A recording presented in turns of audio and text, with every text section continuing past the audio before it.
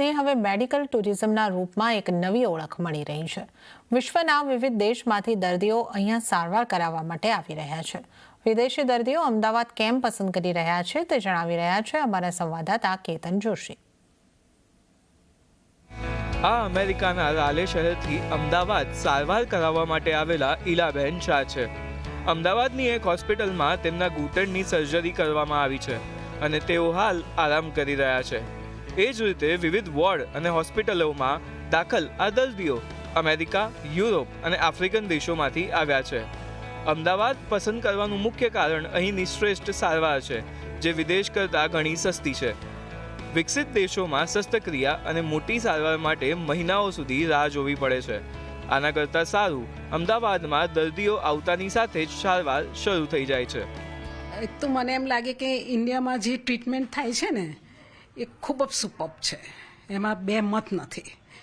અને અહીંયાના ડૉક્ટર્સ, અહીંયાના સ્ટાફ, અહીંયાની હોસ્પિટલ સાથે આપણે એટલા બધા કમ્ફર્ટેબલ હોઈએ, અહીંયાની ડાયટ સાથે, એટલે તમે ઓટોમેટિક અડધા તો મારા ખ્યાલથી દરદ તમારું ત્યાં જ જતું રહે છે જ્યારે તમારા ડૉક્ટર્સ ને તમારો સ્ટાફ તમારી સાથે આટલા બધા કેરિંગ હોય છે। એટલે મને એમ લાગે છે કે this is the best.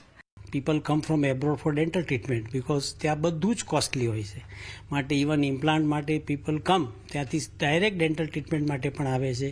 Liver transplant, kidney transplant, bone marrow transplant, જ્યાં માણસ પૈસે ટકે બી ખુવાર થઈ જાય એ બી આપણને એમને પોસાય એવા દરમાં એક સારામાં સારી અને એક માનવતાનો ટચ મળે એવી સર્વિસીસ અહીં મળે છે। Ahmedabad hospital and nursing association આહનાના જણાવ્યા મુજબ દર વર્ષે વિદેશથી અંદાજે 3.5 થી 4 હજાર દર્દીઓ સારવાર માટે અમદાવાદ આવે છે। આમાં NRI, NRG અને વિદેશી મૂળના નાગરિકોનો સમાવેશ થાય છે। અદાણી ગ્રુપ, HCG, શેલ્વી, જીવરાજ મહેતા અને અન્ય મોટા ગ્રુપ આગામી 5 વર્ષમાં અમદાવાદમાં કુલ 3000 હોસ્પિટલ બેડ ઉમેરશે। ભારતના મોટા શહેરોમાં પણ મેડિકલ ટુરિઝમ વધી રહ્યું છે। આહના માને છે કે જો યુરોપ અને અમેરિકા જેવા દેશોથી અમદાવાદ માટે સીધી ફ્લાઇટ્સ વધે તો વિદેશીઓ મોટી સંખ્યામાં સારવાર માટે આવી શકે છે।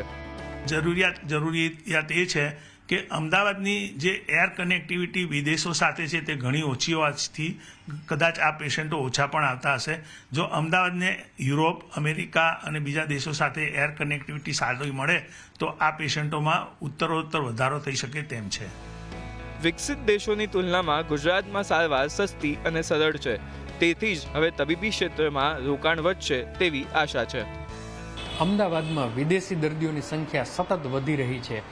આવામાં જો એર કનેક્ટિવિટી અને અન્ય ઇન્ફ્રાસ્ટ્રક્ચર થોડું વધારી દેવામાં આવે તો ન માત્ર આ સેક્ટરને ફાયદો થશે, પરંતુ ગુજરાતમાં મેડિકલ ટુરિઝમનો એક નવો અધ્યાય પણ લખાઈ શકે તેમ છે। કેતન જોશી, અમદાવાદ।